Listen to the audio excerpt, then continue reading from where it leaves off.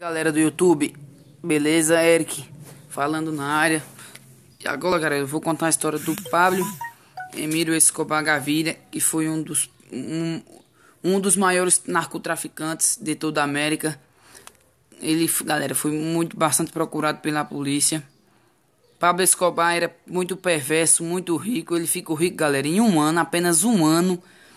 Ele ficou rico, galera, porque era narcotraficante, comandava droga da Colômbia para os Estados Unidos e para países locais e próximos. Pablo Escobar, o nome completo dele era Pablo Emílio Escobar Gaviria. Ele nasceu em 1 de dezembro de 1949. Nasceu em Rio Negro, Antioquia, Colômbia. E morreu em 2 de dezembro de 1993 com 44 anos, em Medellín, na Colômbia. Pablo Escobar também era conhecido como El Patrão, Pablito e Dom Pablo, chefe do cartel. Ele ocupava ser chefe do cartel de Medellín, católico romano.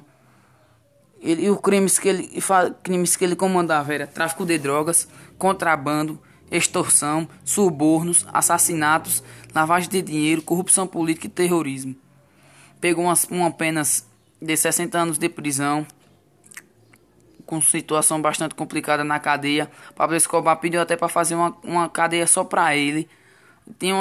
Sua esposa era Maria Victoria Hernán Valerro. Pablo Escobar teve 2 filhos, Sebastião Marroquim, Manuel Escobar Hernán. Pablo Escobar foi um narcotraficante que conquistou fama mundial como o senhor da droga colombiano. Tornou-se um dos homens mais ricos do mundo graças ao tráfico de cocaína nos Estados Unidos e outros países. Membro dos governos norte-americano e colombiano, repórteres de jornais e o público em geral consideram o mais brutal, impiedoso, ambicioso e poderoso traficante da história. Em 27 de março de 1976, com 27 anos de idade, casou-se com Maria Escobar Vitória, que tinha 15 anos. Juntos eles tiveram 2 filhos, Juan Pablo, agora Juan Sebastião Marroquim Santos, e Manuela Escobar. Escobar criou e viveu em uma luxuosa propriedade chamada Hacienda Nápoles, espanhol para Fazenda Nápoles, e tinha planejado construir uma fortaleza em estilo grego perto dela. A construção da cidade foi iniciada, mas nunca terminou. A fazenda, o jardim zoológico e a cidadela foram expropriados pelo governo colombiano e entregues a famílias de baixa renda na década de 1990. Sob uma lei chamada Extinção de Domínio, a propriedade foi transformada em um parque temático rodeado por 4 hotéis com vista para o jardim zoológico.